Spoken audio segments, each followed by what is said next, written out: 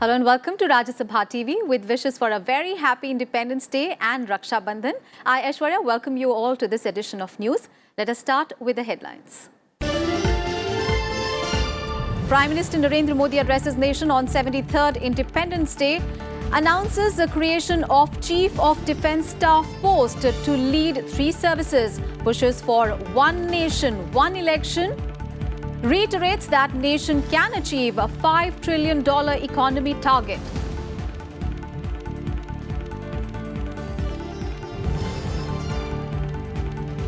Problems should not be kept pending, says Prime Minister Modi, cites the removal of Article 370, 35A and ban on triple talaq, asserts that what did not happen in 70 years despite numerous dialogues and efforts his government has done in 70 days.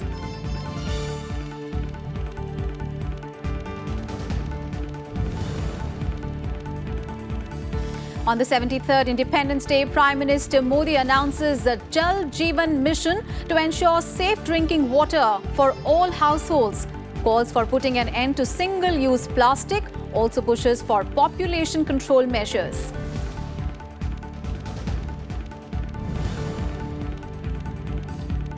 Nation celebrates the 73rd Independence Day. Jammu and Kashmir Governor Satyapal Malik hoists a tricolour in Srinagar.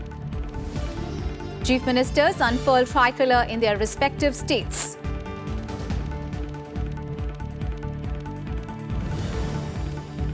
And Raksha Bandhan celebrated across the country with the traditional fervour. Women tie Rakhis on border security force personnel at Atari Wagah border. President Kovind, Prime Minister Modi extend greetings to the people.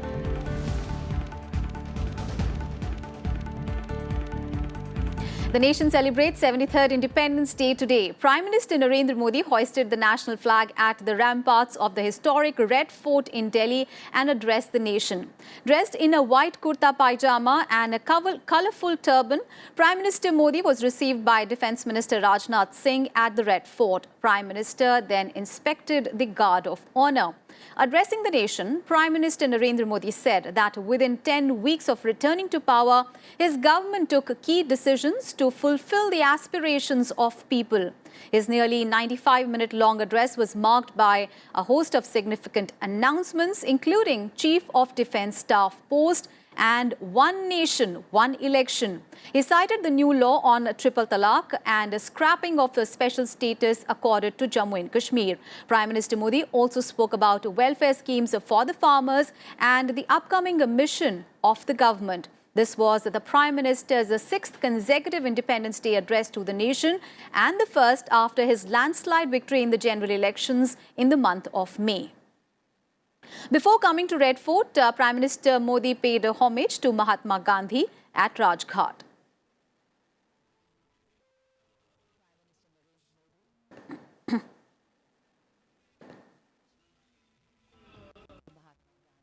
The Prime Minister said it is our duty to ensure that citizens in Jammu and Kashmir and Ladakh are able to fulfill their dreams. Let's take a listen. अनुच्छेद 370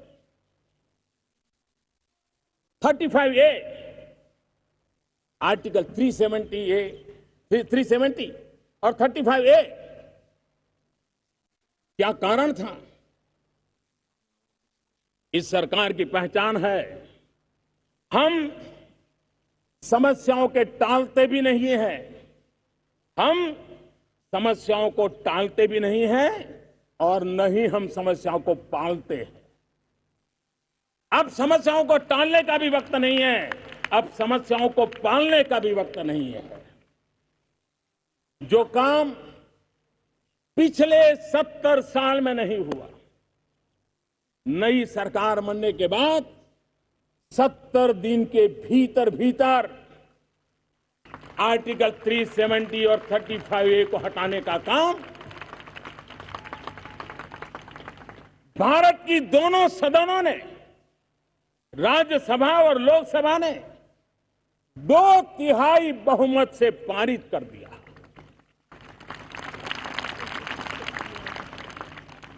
इसका मतलब यह हुआ कि हर किसी के दिल में ये बात पड़ी थी, लेकिन प्रारंभ कौन करे, आगे कौन आए, शायद उसी का इंतजार था।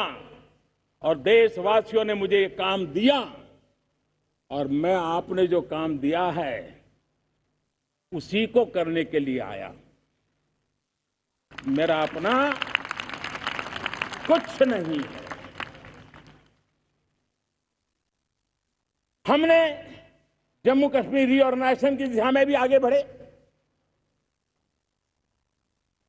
70 साल हर किसी ने कुछ न कुछ प्रयास किया, हर सरकारों ने कोई न कोई प्रयास किया, लेकिन इच्छित परिणाम नहीं मिले। और जब इच्छित परिणाम नहीं मिले हैं तो नए सिरे से सोचने की, नए सिरे से कदम बढ़ाने की आवश्यकता होती है। और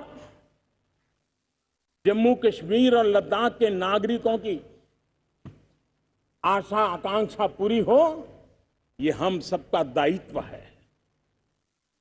उनके सपनों को नए पंख मिले, ये हम सबकी जिम्मेवारी है।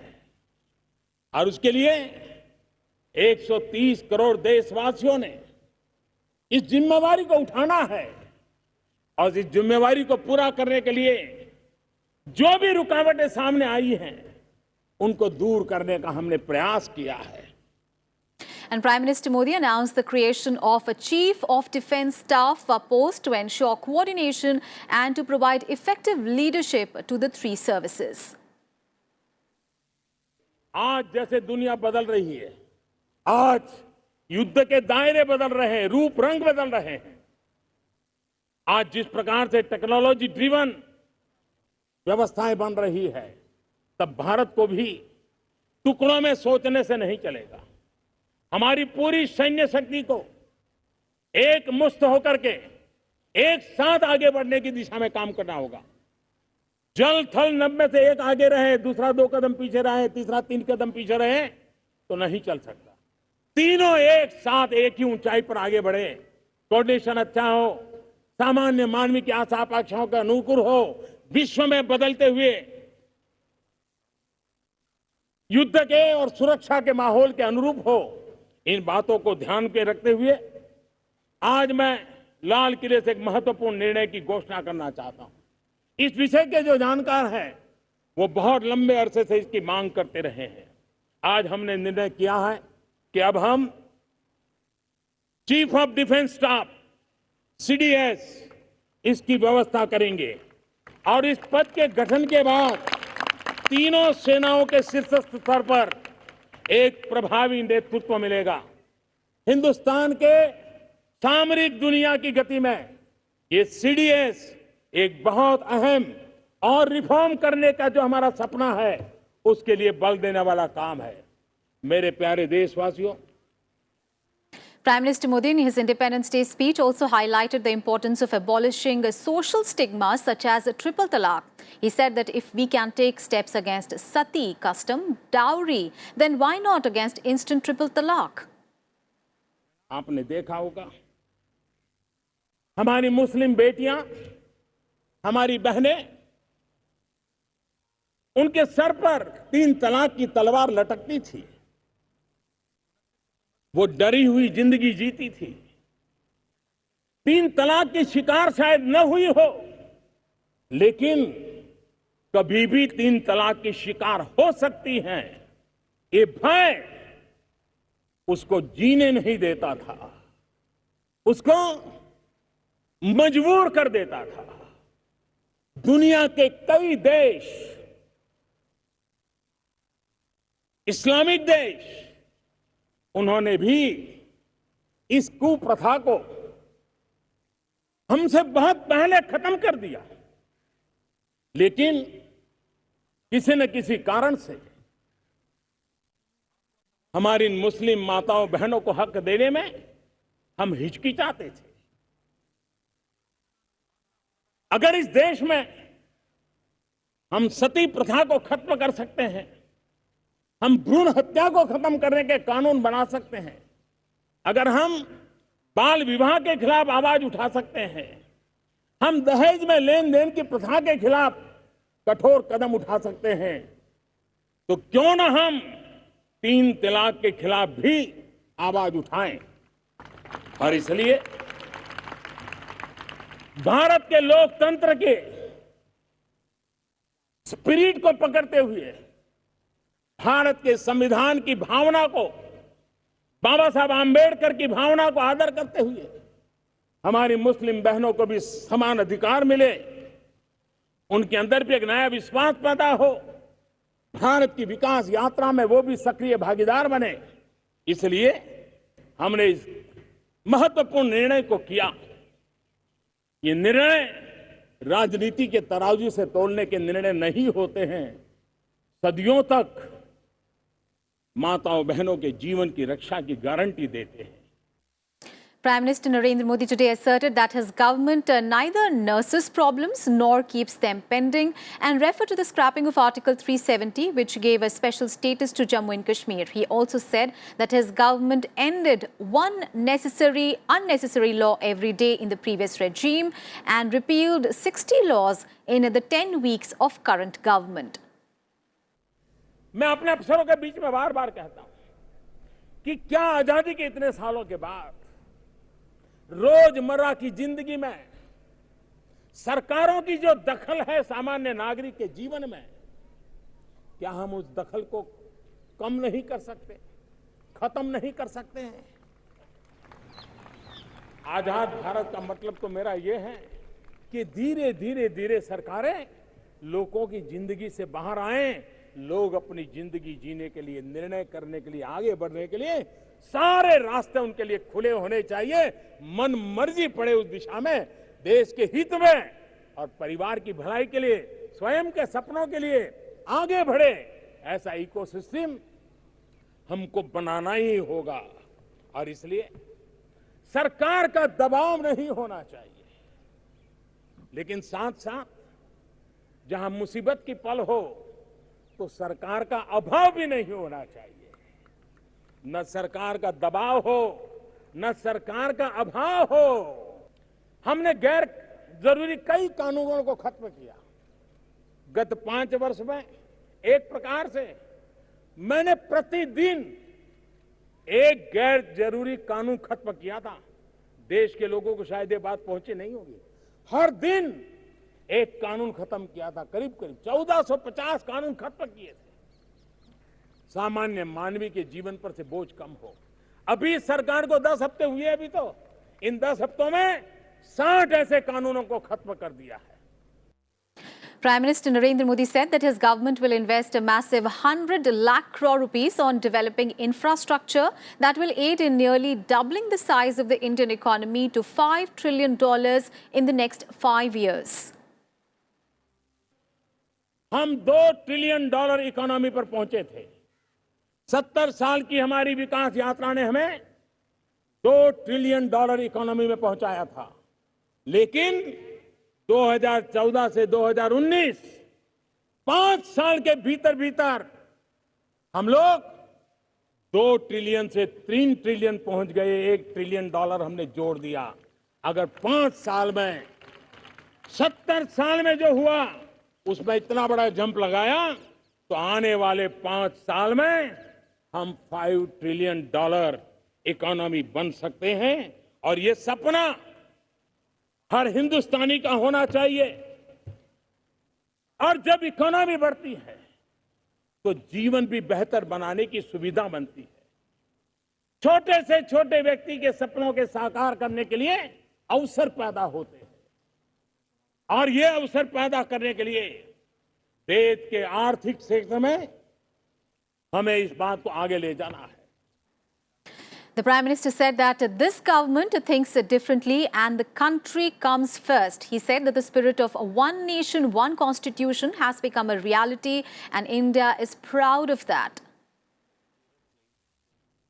आज लाल किले से जब मैं देश को संबोधित कर रहा हूं तब मैं ये गर्व के साथ कहता हूं कि आज हर हिंदुस्तानी कह सकता है, वन नेशन वन कॉन्स्टिट्यूशन।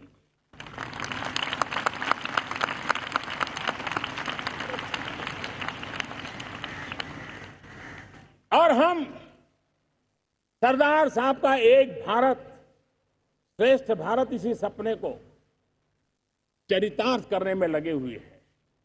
तब ये साफ साफ बनता है कि हम ऐसी व्यवस्थाओं को विकसित करें जो देश की एकता को बल दे, देश को जोड़ने के लिए सीमेंटिंग फोर्स के रूप में उभर करके आए। और ये प्रक्रिया निरंतर चलनी चाहिए, वो एक समय के लिए नहीं होती है, अविरत होनी चाहिए। जीएसटी के माध्यम से हमने वन नेशन वन टैक्स उस सपने को साकार किया। उसी प्रकार से पिछले दिनों ऊर्जा के क्षेत्र में वन नेशन वन ग्रिड इस काम को भी हमने सफलतापूर्वक पार किया। उसी प्रकार से one nation one mobility card इस व्यवस्था को भी हमने विकसित किया। और आज देश में व्यापक रूप से चर्चा चल रही है, एक देश एक साथ चुनाव। ये चर्चा होनी चाहिए, लोकतांत्रिक तरीके से होनी चाहिए और कभी न कभी एक भारत श्रेष्ठ भारत के सपनों को साकार करने के लिए और भी ऐसी नई चीजों को हमने जोड़ना होगा। And speaking about conservation of water, the Prime Minister said that in more than 70 years, all governments have strived in their ways to eradicate poverty. But still, today, there are many homes where there is no drinking water. That is why our government has decided to introduce drinking water for every home through our Jal Jeevan mission. हमारे हर घर में जल कैसे पहुंचे, हर घर को जल कैसे मिले, पीने का शुद्ध पानी कैसे मिले। और इसलिए आज मैं लाल किले से घोषित करता हूं कि हम आने वाले दिनों में जल जीवन मिशन को लेकर के आगे बढ़ेंगे।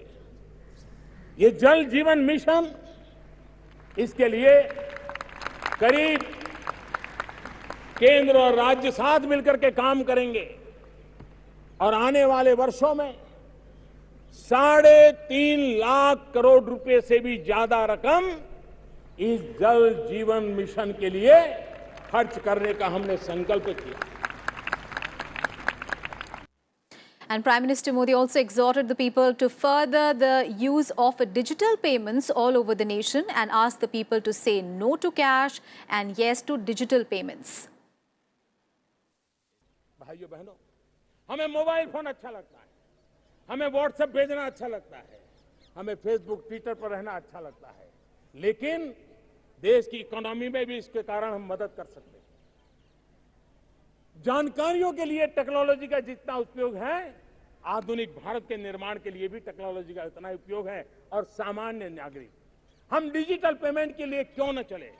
आज हमें गर्व है कि हमारा रुपे कार्ड सिंगापुर में चल रहा है, हमारा रुपे कार्ड आने वाले दिनों में और देशों में भी चलने वाला है। हमारी एक डिजिटल प्लेटफॉर्म बड़ा मजबूती के साथ उभर रहा है। लेकिन हमारे गांव में छोटी छोटी दुकानों में भी, हमारे शहर के छोटे छोटे मॉल में भी हम क्यों न डिजिटल पेमेंट की ओर बल दें।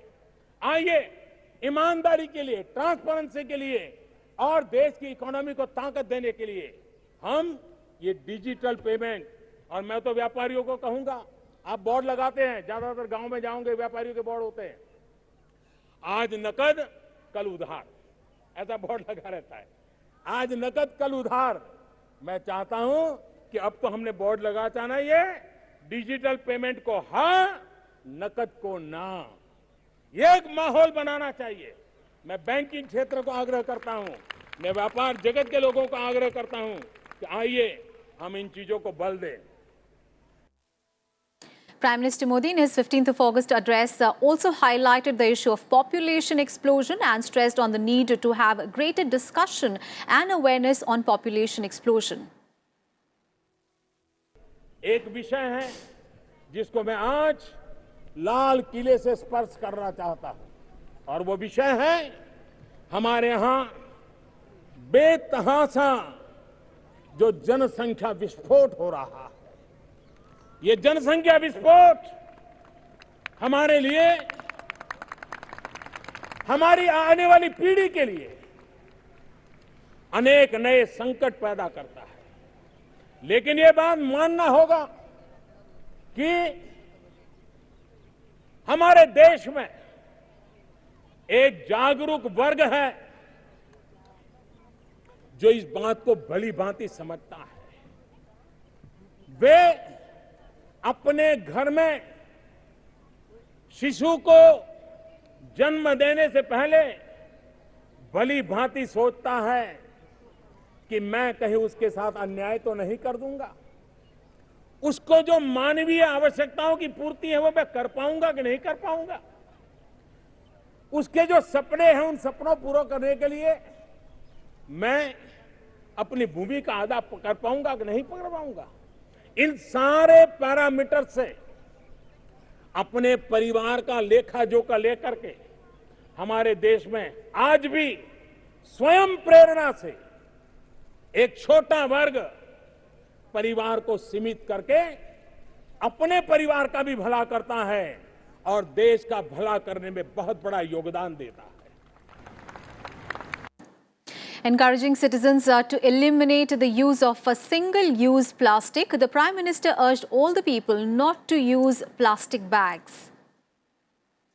एक छोटी सी अपेक्षा आज आपसे सामने रखना चाहता हूं। इस 2 अक्टूबर को हम भारत को सिंगल यूज प्लास्टिक, क्या इससे देश को मुक्ति दिला सकते हैं? हम निकल पड़े, टोलियां बना करके निकल पड़े, स्कूल कॉलेज हम सब पूज्य बापू को याद करते हुए, और घर में प्लास्टिक हो, सिंगल यूज प्लास्टिक, या बाहर चौराहे पर पड़ा हो गंदी ना, सब इकट्ठा करें। नगर पालिकाएं, महानगर पालिकाएं, ग्राम पंचायत सब इसको जमा करने की व्यवस्था करें और हम प्लास्टिक को विदाई देने की दिशा में 2 अक्टूबर को एक पहला मजबूत कदम उठा सकते हैं क्या? The Prime Minister also urged people to visit at least 15 tourist destinations within India by 2022. जो दुनिया में टूरिस्ट के रूप में भले जाते हो, क्या मैं आपसे एक चीज मांग सकता हूं? लाल किले पर से देश के नौजवानों के रोजगार के लिए, विश्व में भारत की पहचान बनाने के लिए, भारत का सामर्थ्य उजागर करने के लिए, मेरे प्यारे देशवासियों, आज मैं आपसे एक छोटी सी मांग कर रहा हूं। क्या आप तय कर सकते हैं कि 2022 आजादी के 75 साल के पहले हम कम से कम अपने परिवार के साथ भारत के कम से कम 15 टूरिस्ट डेस्टिनेशन पे जाएंगे। वहां कठिनाइयां होगी तो भी जाएंगे, वहां अच्छी होटल नहीं होगी तो भी जाएंगे। कभी कभी कठिनाइयां भी जिंदगी जीने के लिए काम आती है। हम बच्चों को आदत डालें, यही हमारा देश है, और एक बार जाना शुरू करेंगे तो वहां व्यवस्थाएं विकसित करने वाले भी लोग आने लग जाएंगे। And Vice President M. Venkaiah Naidu has also greeted the people on the occasion of Independence Day today. In a message, Vice President Naidu said that as we celebrate the tremendous progress that our country has made in the last 7 decades, we should not forget how hard-won our freedom is. He said we should take a moment to salute those valiant freedom fighters whose courage and sacrifice freed our motherland from the shackles of colonial rule.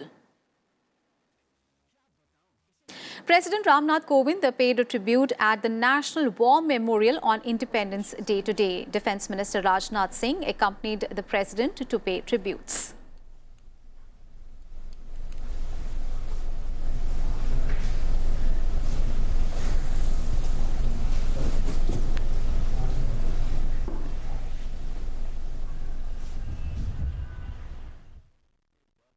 And several leaders hoisted the tricolour marking the 73rd Independence Day. Lok Sabha Speaker Om Birla hoisted the flag at the Parliament premises.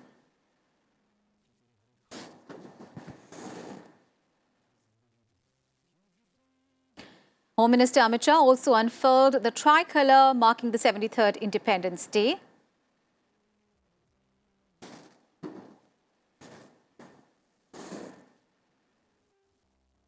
BJP National Working President JP Nadda hoisted the tricolour at the party headquarters in Delhi.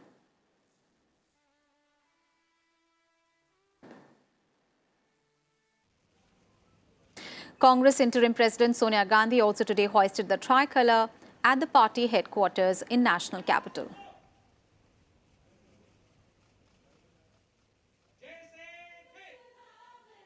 Jammu and Kashmir Governor Satyapal Malik hoisted the national flag at the Sher-e-Kashmir Stadium in Srinagar in the first Independence Day celebration in Jammu and Kashmir after the abrogation of its special status. After unfurling the flag, Malik inspected the parade of paramilitary forces and Jammu and Kashmir police.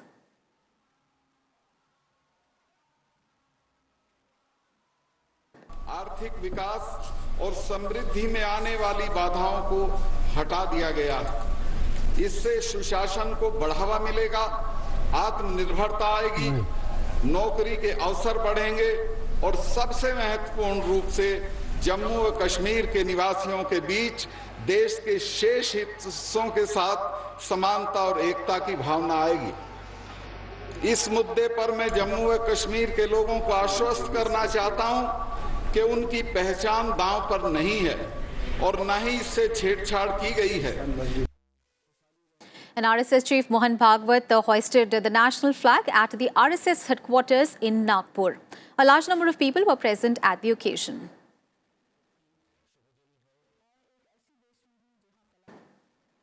And Raksha Bandhan is being celebrated today across the country with great enthusiasm. President Ram Nath Kovind and Prime Minister Narendra Modi have greeted the people on the occasion of Raksha Bandhan. In a message, President Kovind said that Raksha Bandhan is a celebration of the unique bond between brothers and sisters, and tying of the Rakhi by sisters symbolizes love, affection and mutual trust between them. On this occasion, the President appealed to the people to resolve to ensure that the women and girls feel more safe and secure. And in a tweet, the Prime Minister also extended his greetings on the auspicious occasion of Raksha Bandhan. And with that, we wrap up this edition of news. We'll leave you with the glimpses of Rakhi being celebrated across the country. Thanks so much for watching.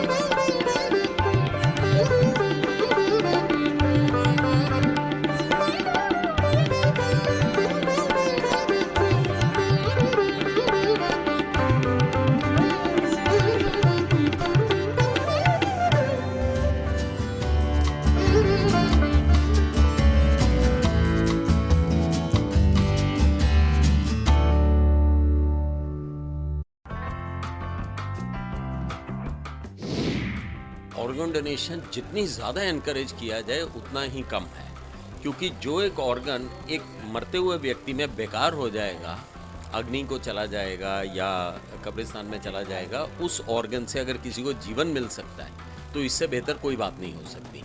तो organ donation जो है वो हम सबको encourage करनी चाहिए। इससे जो है जो जीवन जो है वो